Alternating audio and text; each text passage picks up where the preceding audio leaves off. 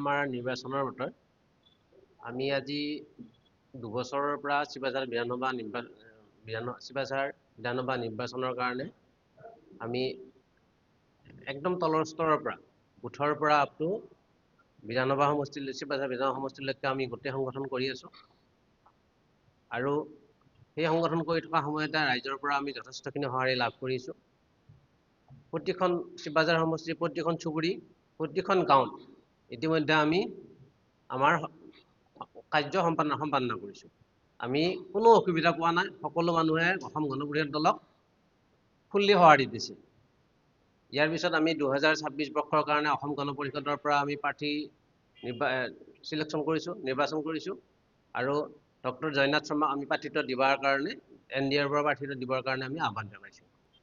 আজিৰ পৰা কেইদিনমান আগতে আমি মোবাইলৰ ফেচবুকৰ জৰিয়তে গম পালো শিৱাজাৰৰ প্ৰাক্তন আমাৰ সভাপতি মাননীয় দুলাল ডেকাক তেওঁ অসম গণ পৰিষদৰ প্ৰাৰ্থিত্ব বিচাৰিছে। কিন্তু আমি তেওঁক প্ৰায় আজি এবছৰমান আগতেই আমাৰ দলৰ পৰা আমি অব্যাহতি দিছো।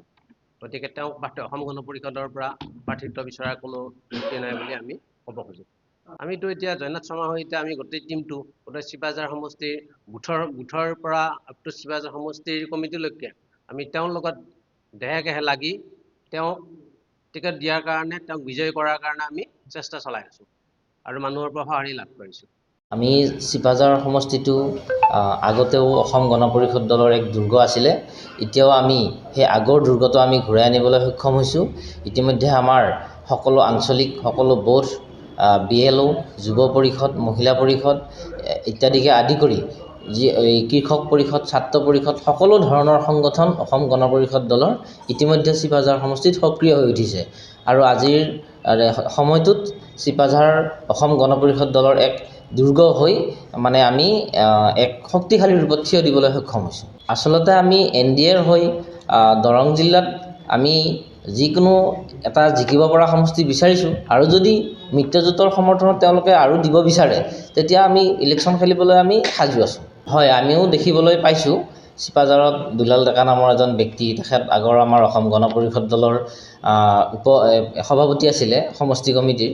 কিন্তু তেখেতে সমষ্টি কমিটিৰ সভাপতিৰ ভাৰ লৈ তেওঁ কোনো ধৰণৰ অসম গণ পৰিষদ দলৰ মানে কামত তেওঁ মনোনিৱেশ নকৰি তেওঁ কোনো ধৰণৰ অসম গণ পৰিষদ দলক সহায় সহযোগ নকৰি তেখেত নিষ্ক্ৰিয় হৈ থাকিলে। আৰু তেখেত নিষ্ক্ৰিয় হৈ থকাৰ কাৰণে যোৱাবেলি এখন সভাত হিৰণ্য ডেকাক মানে ভাৰপ্ৰাপ্ত সভাপতিৰ দায়িত্ব দিয়া হয়।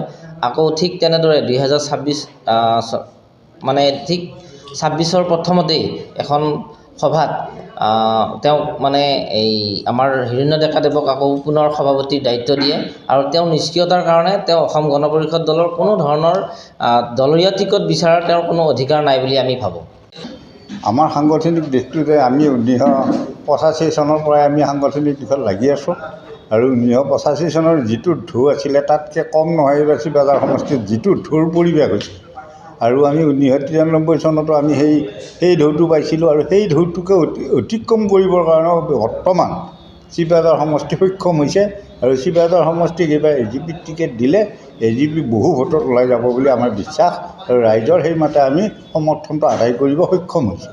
আমি শিৱাজাৰ সমষ্টিৰ সম্পূৰ্ণ দাবীদাৰ। আমাক শিৱাজাৰ সমষ্টি লাগিব আৰু শিৱাজাৰ সমষ্টি আমি সদায় দাবী কৰি আহিছোঁ আৰু শিৱাজাৰ সমষ্টি আমি AGP পাবৰ কাৰণে আমি সেই 1985 আৰু 93 ঢৌটো আনিবৰ কাৰণে সক্ষম হৈছোঁ আৰু আনিছোঁ।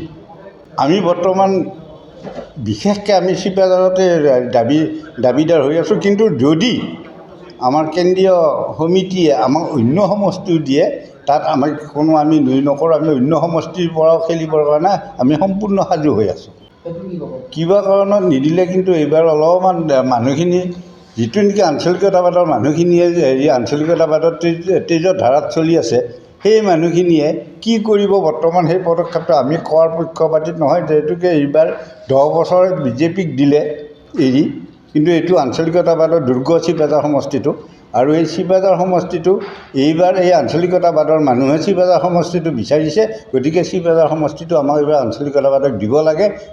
নিদিয়াৰ পাছত কি হয় সেইটো বৰ্তমান আমি ক'ব পৰা পৰিৱেশত নাই। হয়, নমস্কাৰ। মোৰ নাম শ্ৰী ক্ষীৰদা বৰুৱা। মই শিৱাজাৰ সমষ্টিৰ সমষ্টি সমিতিৰ সভানেত্ৰী হয়। আমি মহিলা পৰিষদে সমষ্টি কমিটিৰ আমাৰ আটাইখিনি যিখিনি আমাক এই সমষ্টি সমিতিৰ মহিলা পৰিষদৰ গোটটো লাগে, গতিকে আমাৰ সম্পূৰ্ণ গোট হৈ আছে। সভাপতি সভানেত্ৰী সম্পাদিকাকে প্ৰমুখ্য কৰি আটাইখিনি আমাৰ গোট হৈ গৈছে। মহিলাপাৰা শংকৰদেৱ শিশু নিকেতনত আমাৰ মিটিং হৈছিলে, সভা হৈছিলে মহিলা পৰিষদৰ। তেতিয়া আমাৰ সেই মিটিঙত আমাৰ মহিলা পৰিষদখন গঠন কৰা হৈছে। আৰু আমি চিপাঝাৰ আঞ্চলিক যিমানটা আঞ্চলিক আছে 29টা আঞ্চলিকত আমি মহিলা পৰিষদবিলাক আমি গঠন কৰা হৈ গৈছে। আমি প্ৰত্যেকটো আঞ্চলিকৰ পৰা এনেকুৱা কৰি মানে আমি সঁহাৰি পাইছোঁ, মানে মহিলাখিনিয়ে এনেকৈ ওলাই আহিছে। মানে আমাক এইবাৰ চিপাঝাৰ সমষ্টিত NDAৰ সহযোগত ডক্টৰ জয়নাথ শৰ্মা ছাৰক টিকটটো লাগিব বুলি মানে দাবীদাৰ হৈ আছোঁ। যিকোনো খবৰ আৰু বিজ্ঞাপনৰ বাবে যোগাযোগ কৰক 7896121996।